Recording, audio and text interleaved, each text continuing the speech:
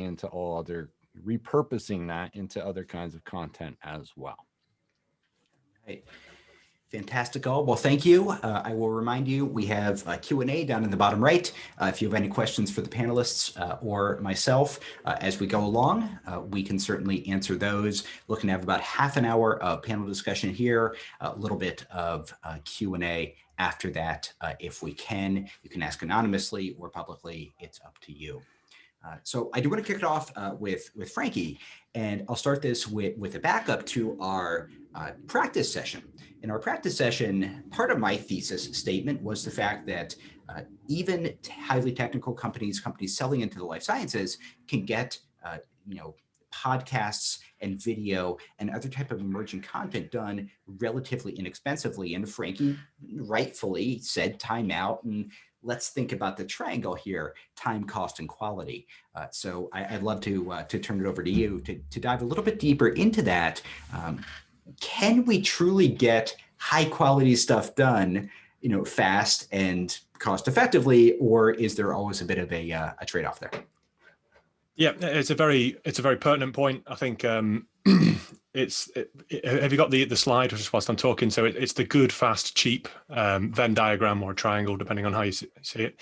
You can have it good, fast, and cheap. You pick two of those three, but you can't have all three. So if you want it good and fast, it's not going to be cheap because there's a certain standard level.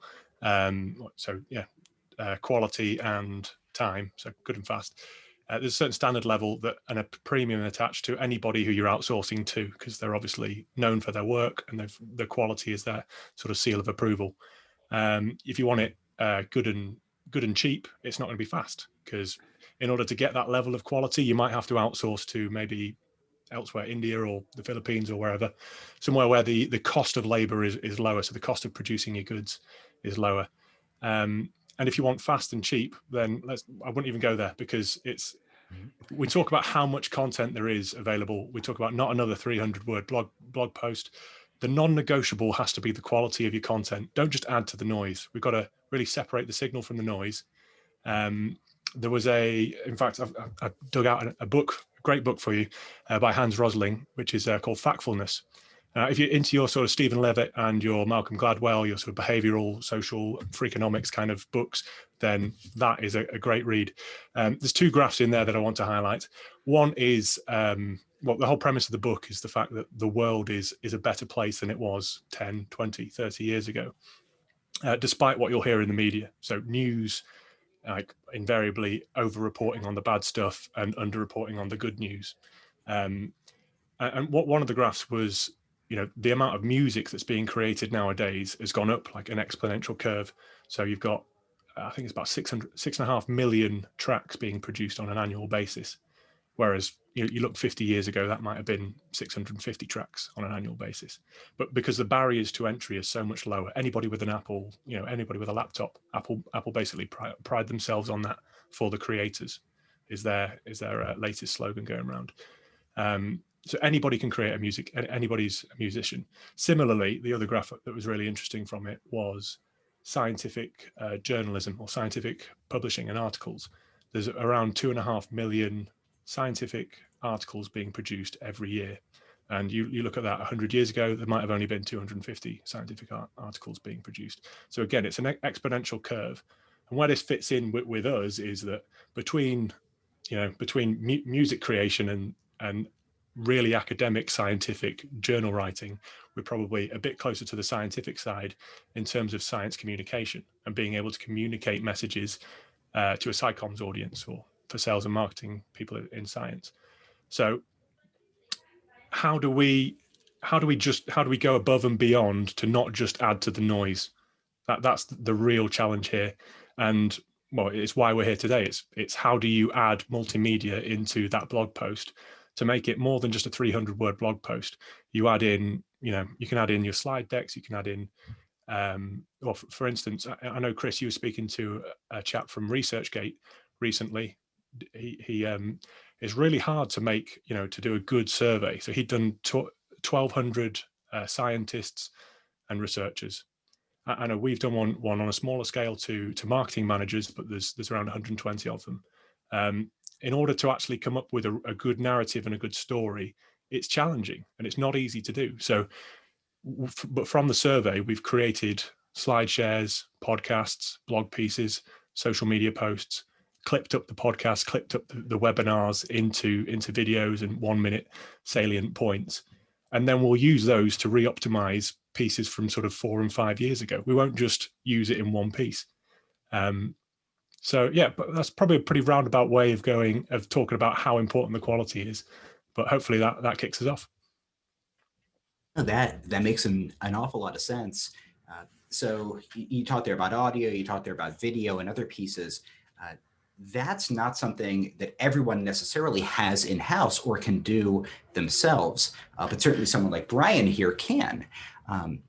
But it's incredibly important, I would imagine, Brian, for the creative to understand the context of what's going on and to be able to get into those technical details. Can you talk a bit about that?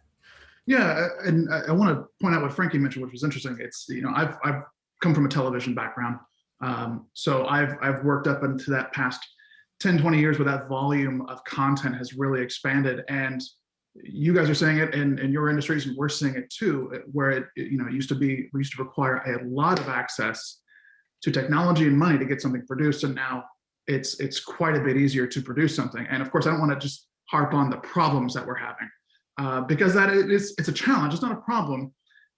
This access to technology makes things easier for us. So you can, like you say, if there's something cheap you want to produce, you can find someone internationally to produce it for you very cheap and get it back to you. Same day, it could be overnight because of the time difference, and it could be very cheap because of the difference in labor cost. So that doesn't necessarily solve this issue of a mass of content if we're just adding more noise to it, like Frankie said. So one of the things I think makes a difference here is understanding the audience and the quality of the content that you put together. And honestly, it takes time. So I've been fortunate to work with Adam and folks who can understand the science. I'm not a scientist. I'm not even close. I went to art school. To understand that and translate it to someone like me. So it does take time, and I've had a lot of background be given to me by folks like Adam, explaining what a product is and why it's important. So there's a lot of detail that goes into that, because as I've been told, clients or our audience rather will notice something that I will create. I'll do some sort of animation of something that I think looks good, but it's technically inaccurate, and it has some sort of, it's a mechanical force instead of a hydraulic force, and our audience will notice that. Those things are important, and that takes time to kind of delve into the product for someone like myself to understand. Awesome. Thank you, Brian.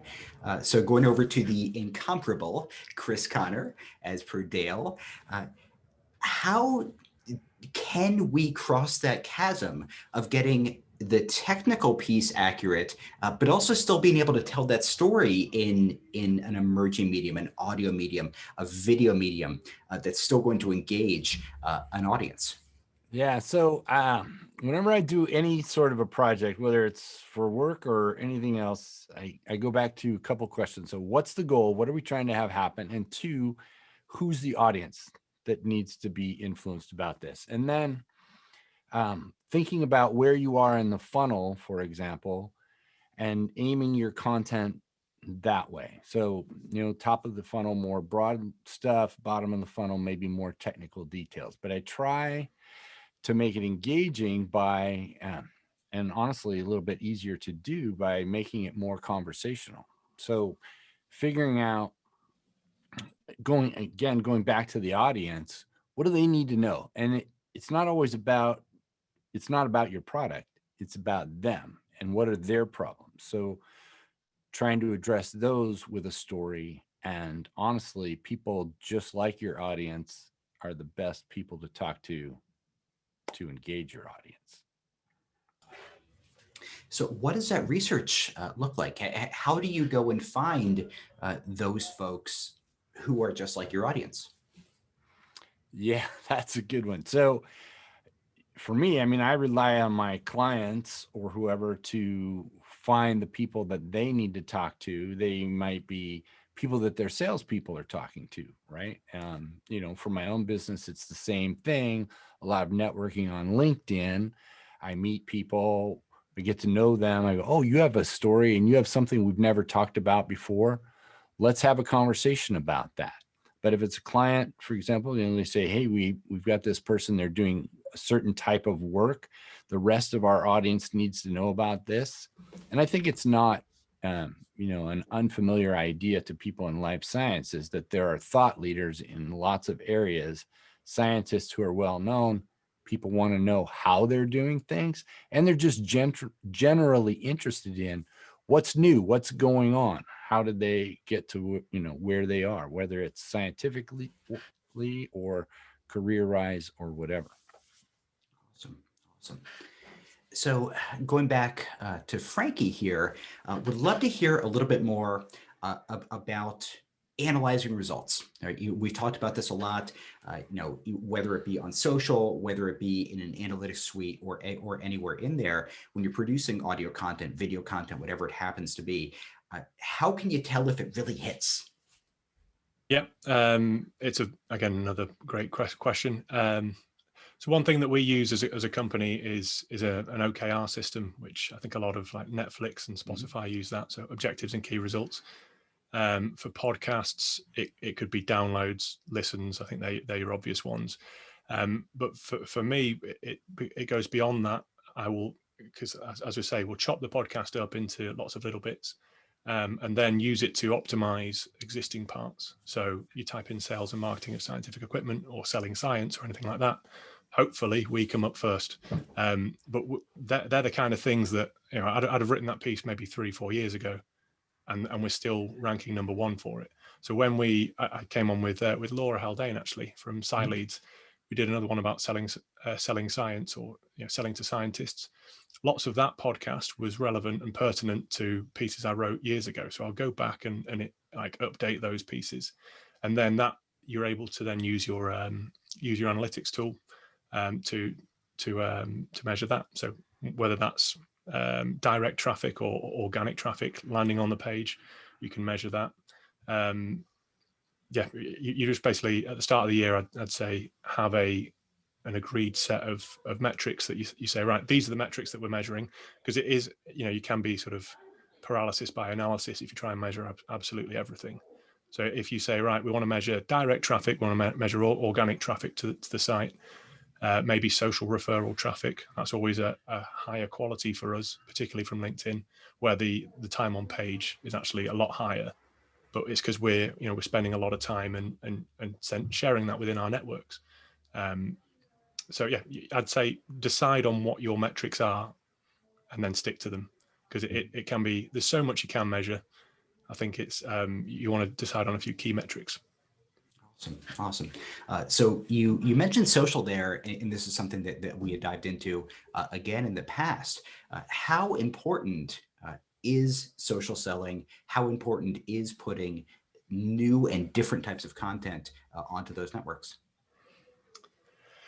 Yeah, I think it's very important. So we've got a sales team of 10 people who are selling digital marketing services. And between the 10 of us, well, if you include me in that, the network is about 12, 13,000 people working within, people that we're looking to target and looking to get our content in front of. So you think, you could spend all the time, well, there are obviously great channels in Facebook, LinkedIn, targeting adverts, but just organic posting, regular quality content that's useful to your audience. And that's the key, being useful to your audience. So it might not necessarily directly relate to something that you're selling right now, but if it's useful to the audience, you jump up in terms of brand, and the next time that they're looking for a solution, they'll remember you, or they'll know that your brand is the trusted one because you don't just product and feature bash all the time. And that's a key challenge, is not just sharing product content, because we've all seen people who slide into your inbox or just post product and equipment content. And you soon tune them out.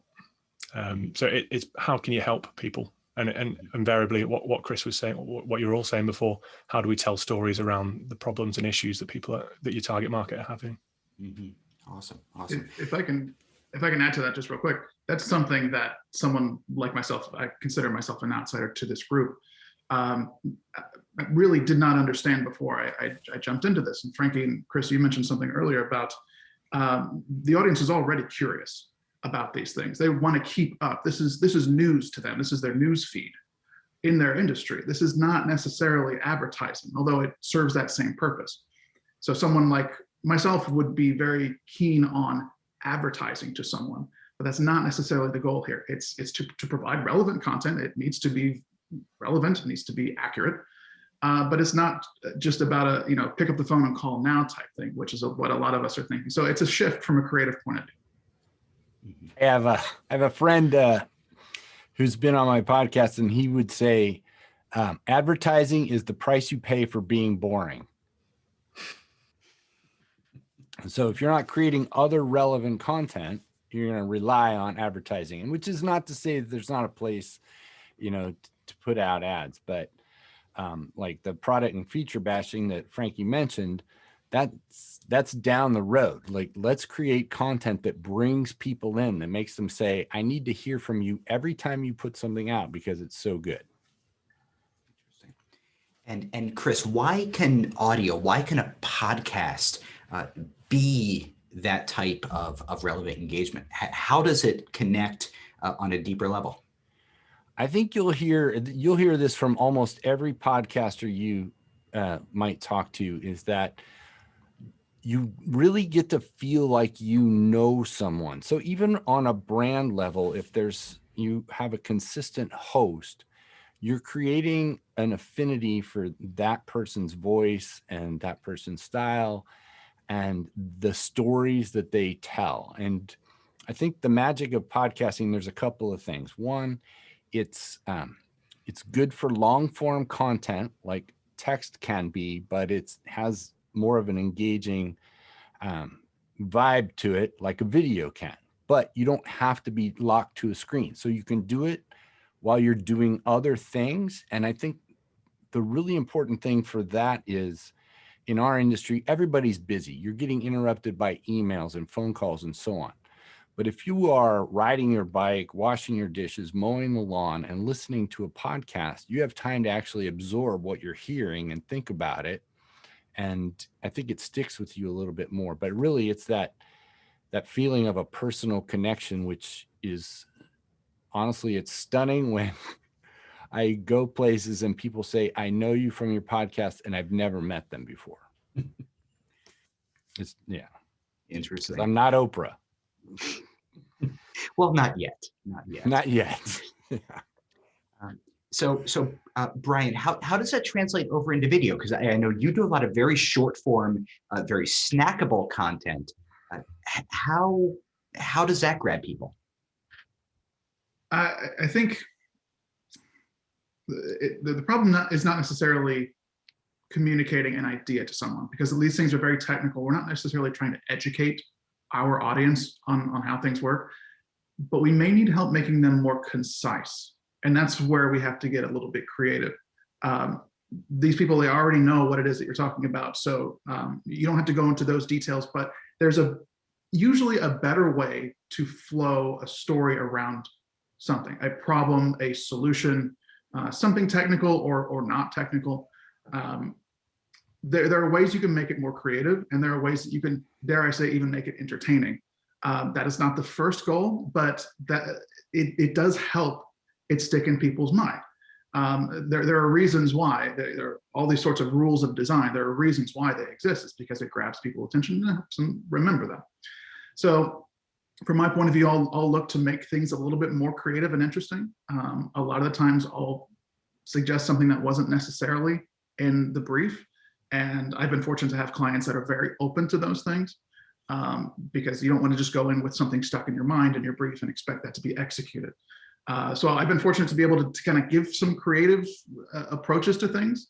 And I think that's helped in making it a little bit more appetizing to some of the viewers. Mm-hmm. And Frankie, I know you do just an absolute ton of creative work and an absolute ton of content work. How do you go about making things just a little bit more, again, entertaining? And entertaining. I try and just speak from the heart. There's one of my, well, talk about metrics. One of the most visited parts of mine is the Diary of a Marketer: How to Run a Podcast. So it was because I went through the pain of, and Chris will know exactly what I'm talking about, the pain of planning your series, getting people to agree to come on the show, trying to make them sort of see the value in it for them, encourage them to come on.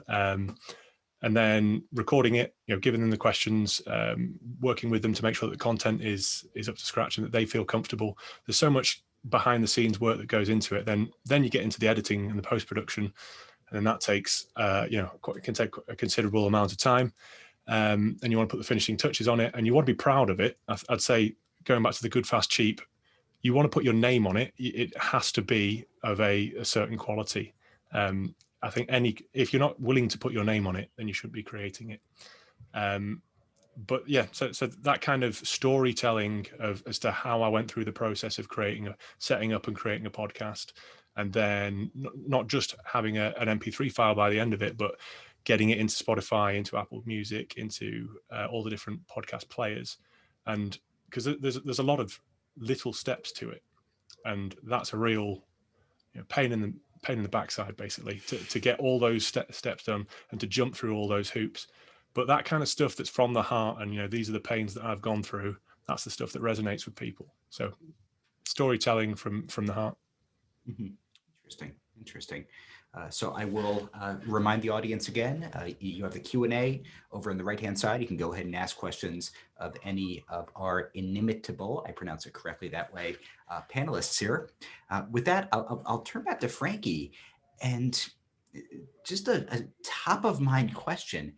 If I have a message to get out, is there a best medium, right? Is it best to write or to do audio or to do video, or does it completely depend on the context? Yes, I suppose it does completely depend on the context. But what I would say is, don't just limit yourself to one media. I'd say think about how many different media forms it would work in. There's plenty. Like I said, the survey example was the big one for me. You can put that out in a slide share. You can do a webinar where you're discussing the results. You can put it out in an ebook, market report. You can do multiple blog pieces about the questions that you've asked. And then from the blog pieces, you've got all sorts of great visual graphics that you can then post out on social. And don't think that you post it once and everybody in your market's heard of it. You got to tell them again. Otherwise, you're doing yourself a disservice. You're putting all that effort into creating high quality content that isn't cheap. If you're not paying for it, then you're using your own time, which of course isn't cheap. It's valuable. It's probably the most valuable thing you have. So make sure that it goes out across multiple media. Interesting. So speaking of interesting, neat one in here from the Q&A. And this is for Chris. How long does it take to produce a podcast? So you talk for half an hour, right? It's easy. Yeah, you talk for half an hour. So I'll just give you the rundown on my own podcast. So typically after I meet somebody, for most of my guests, and I recommend this, if you were thinking about doing a podcast, it's great to do a pre-interview. And the point of that is you want to know where you're going. So I will tell you, I think it was my third podcast I did with Hamid Ghanadan. I don't know if he's listening today. He'd written a book on marketing to scientists. And in that one, it was so broad that when I got done, it was hard for me to sell the idea because I couldn't put it in a blog post and say, this is what this podcast is about, because it was about a lot of things. And so doing the pre-interview was helpful. I get the story. Sometimes I know what I want to learn from this person. Sometimes I know they have a story, but I don't quite know enough to ask the right questions. So I tell them it's like Jeopardy. You're going to tell me the story, then I'm going to figure out the questions to pull that back out of you for our audience. And it only takes about 15 minutes. I don't need to know the whole thing. I just need to know generally where we're going. Then I write up the questions. So that takes a little bit of time. I send them a link to schedule, I send them all a headset because audio is more important than anything. I mean, even if you produce video, you know that people will watch a video with good sound and bad pictures, but they won't watch a video with bad sound and great pictures, right? And then you do the recording. Then the editing takes various amounts of time depending on, you know, how much content you cut out and how much you're just cleaning up the ums and the ahs and so on. Mm-hmm. And then, as Frankie points out, then there's distributing it, getting it to all the places you need to get it to, right? So that takes a little bit more time, and writing up the show notes. Actually, for me, that's probably what I would consider like the biggest pain in the backside is like, okay, how do I summarize this so people know what's in there, but it doesn't take me too long to get all the points, and then get it distributed. And again, cutting up. So now I'm recording all my videos on my recording platform. So I will find from a transcript, you know, 1 or 2 key quotes and put those up on LinkedIn, because those have been very successful as well. So it, you know, total time from start to finish, you know, can be as much as a few days if I get them scheduled quickly. Actual time and effort, maybe not as much as you think, but certainly, you know, let's say call it between half a day and a full day of work. So not the easiest process in the world, put it that way. Not to do it yourself.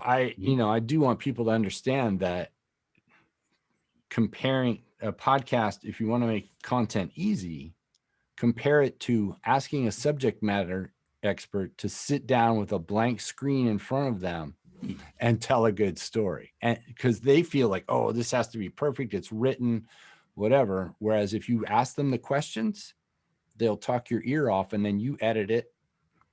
It's a lot easier. Interesting. All right.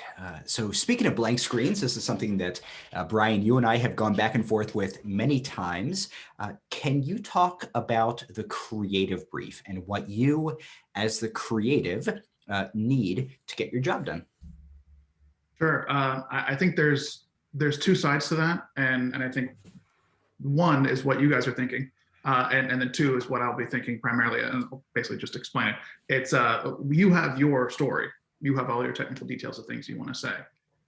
I have the visual brand, how it's animated, what the tone and feel is like. Can we be a little playful? Should we be very strict and very dry? So there's 2 sides to that. We talked a lot earlier about the type of things that we should deliver in a script.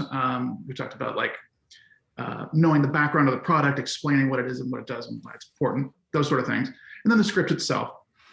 But then on top of that, there are style guides, not necessarily storyboards, but just sort of visual ideas of what you have in mind. Is there something specific to this industry that would resonate with people that, you know, you don't usually see animated? I'm working on one right now that is, they test, it's a company that builds machines to test the strength of construction concrete. So not necessarily life sciences, but still technical.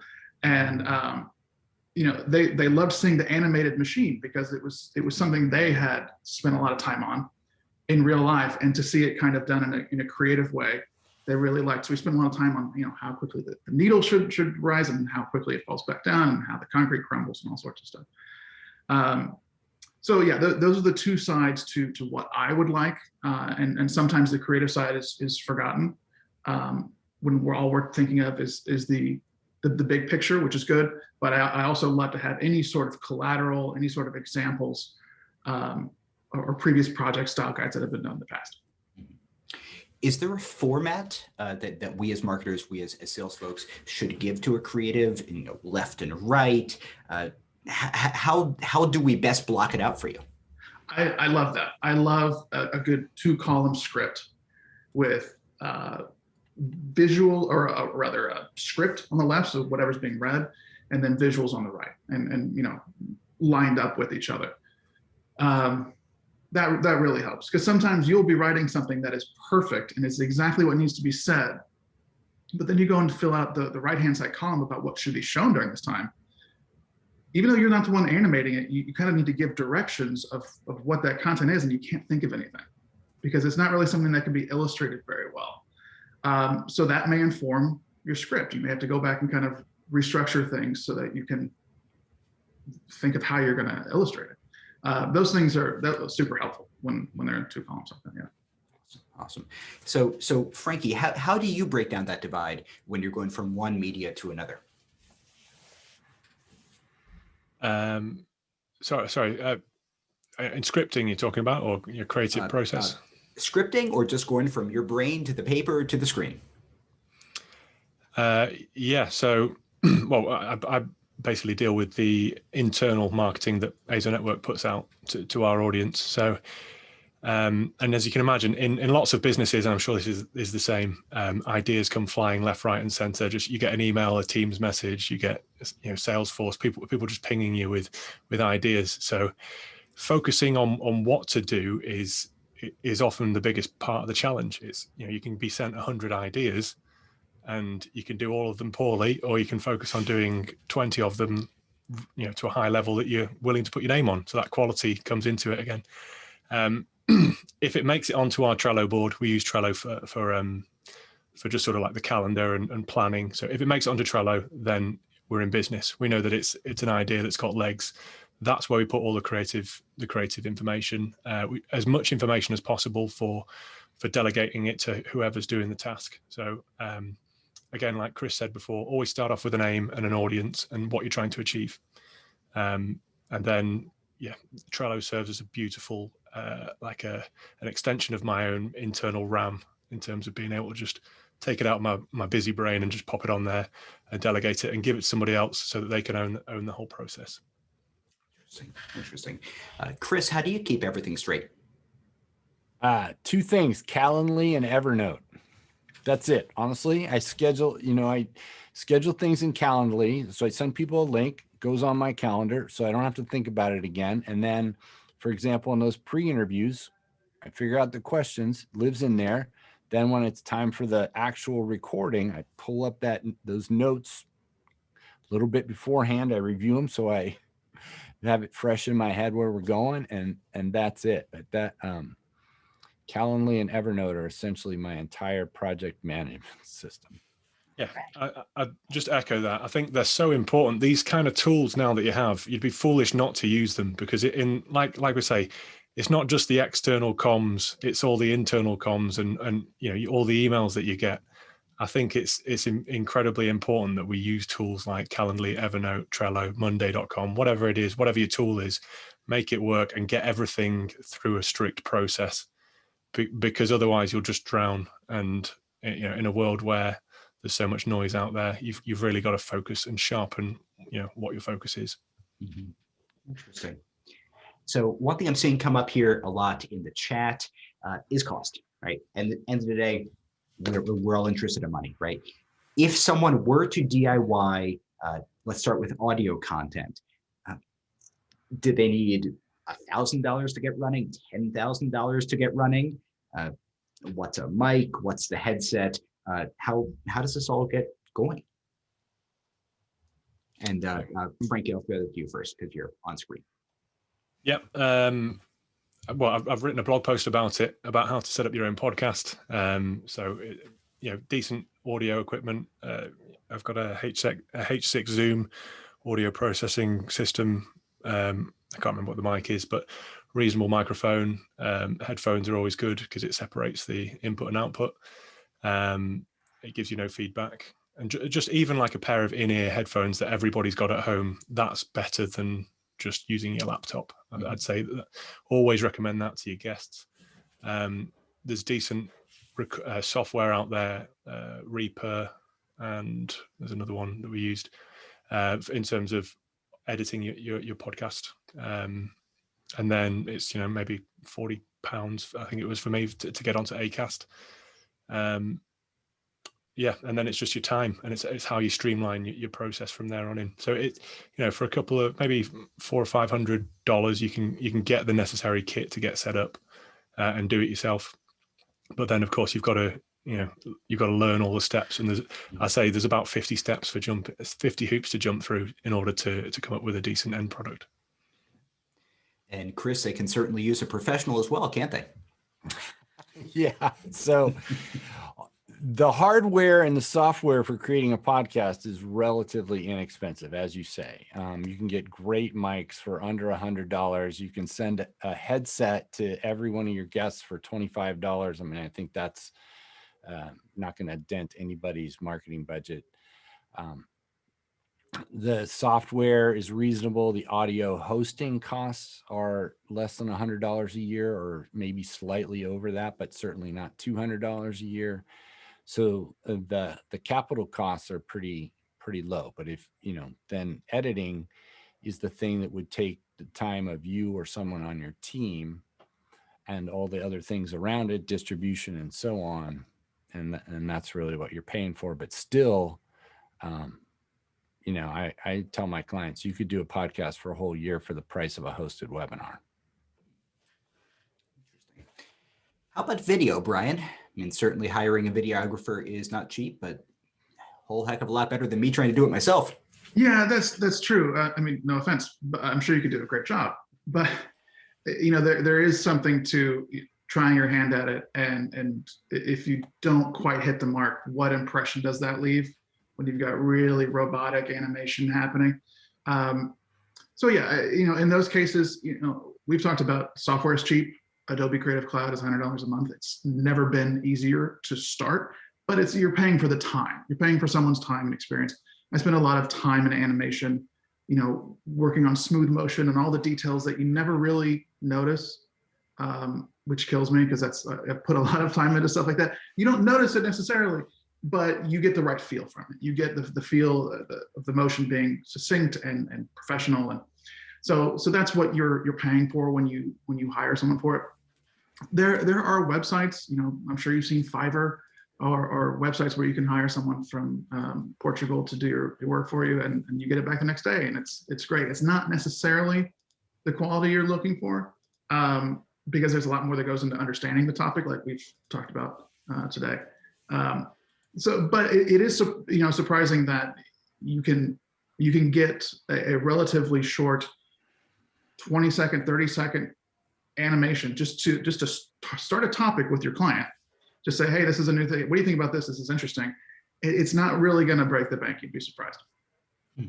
Just to add to that, Adam, the level of experience again and the time, you can spend, especially if you're not specialized in one of these, in video creation or in podcast or in audio editing. If you're not specialized in it, it is one hell of a time sap in terms of how much time you will just lose to it. You'll lose whole entire days to it.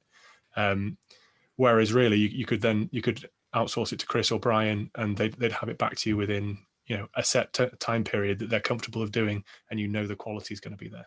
Mm-hmm. And it's one of those things that I think the further away you are from the tactical work, and say if you're in the C-suite or strategic level, and the longer it is since you've actually done any real marketing, if you just make decisions and delegate, the less you appreciate that fact. Interesting. So I have another interesting question here coming in. Other than your own work, which of course is crackerjack, as we've noted, what's something in the industry that's grabbed you, that makes you feel like, okay, this is really breaking out of that hedge maze of content these days?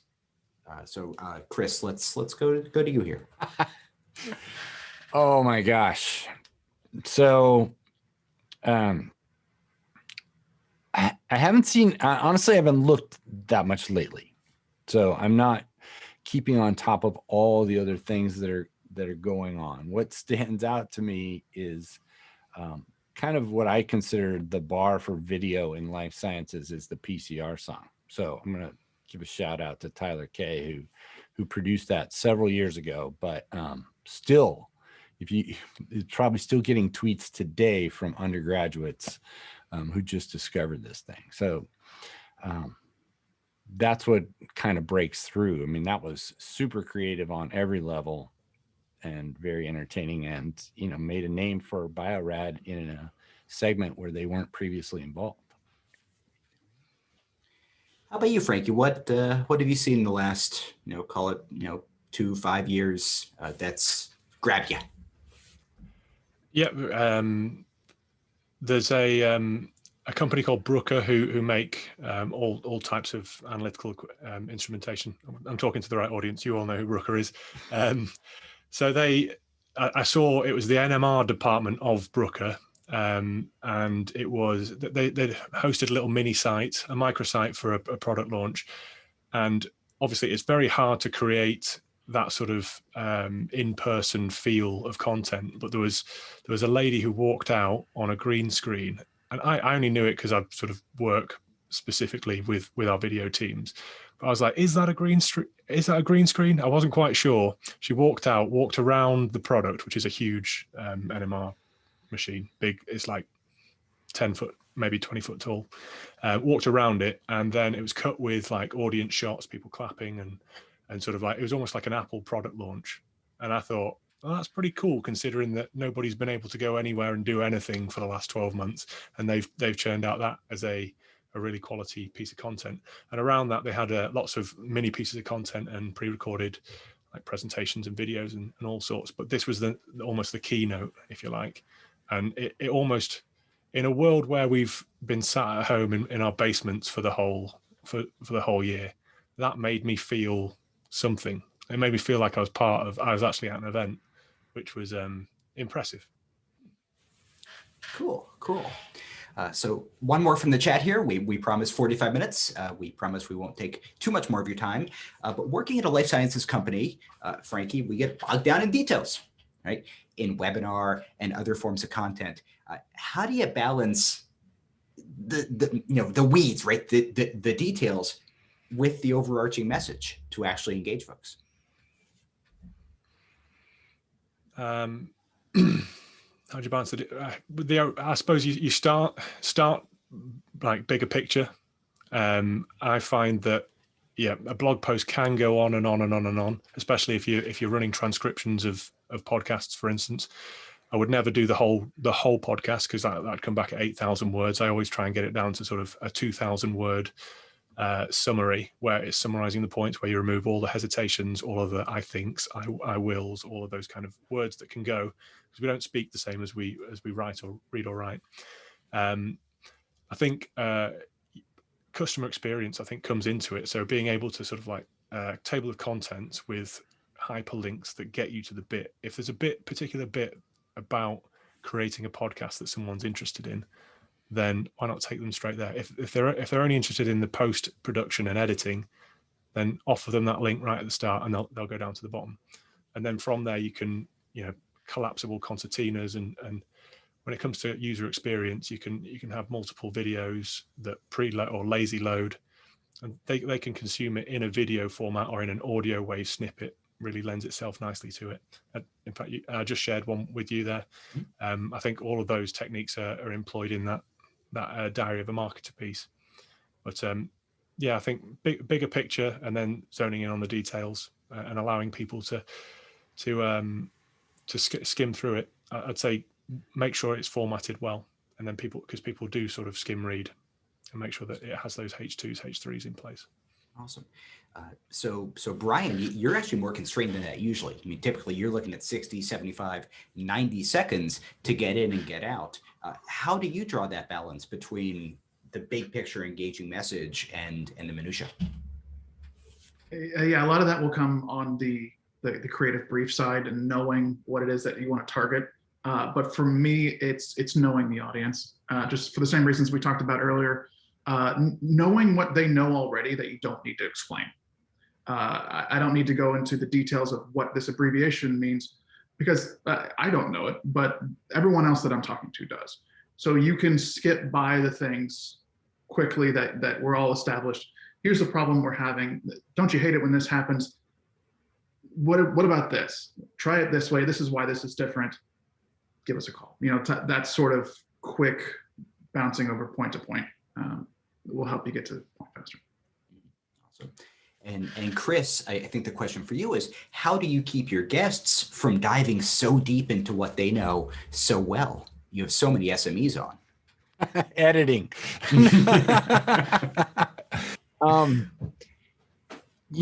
I send them the questions in advance so they know where we're going generally. I will let them talk for as long as they want. One of my weaknesses is that I'll never interrupt somebody. So editing can play a part. It's not that huge. I don't edit a lot of content out of any of my podcasts, but it's good to kind of understand what the story is. So you start out like, why is this important? And what is the challenge, or what mistakes do people make? And that's the high level thing that gets people engaged. And then if you're going down into some science, then it's, what's interesting about this? Not how can we sell it, but what's amazing about this thing? Like, what can we do with this that we couldn't do before? So it's really, again, going back to the audience, what do they want to know? What are they fascinated by?